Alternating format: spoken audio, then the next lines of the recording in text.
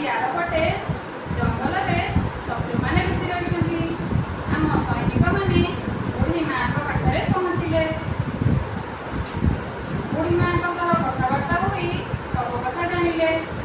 सैनिक मैंने नदी आरपट को जावाई एक पोलर आवश्यकता थिले। बुढ़ी माँ को पोल तैयारी किसी खंड काठ मागिले। बुढ़ी माँ कहले मो घरे लगी समस्त काठ को नहीं जाओ। सैनिक मैंने कहले बुढ़ी माँ घर भांगी दि गले तुम बहुत असुविधा हो।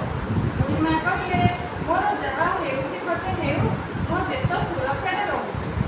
शत्रु मैंने विनाश हेबा दरकार। बुढ़ी माँ अनुमति घरे लगी काठ गुड़ी को नहीं सैनिक मैंने पोल तैयारी कले। आम सैनिक मैंने पोल पार हो लुचि रही शत्रु मानू बंदूक गुड़ी कर मारिदेले। से दिन ठारू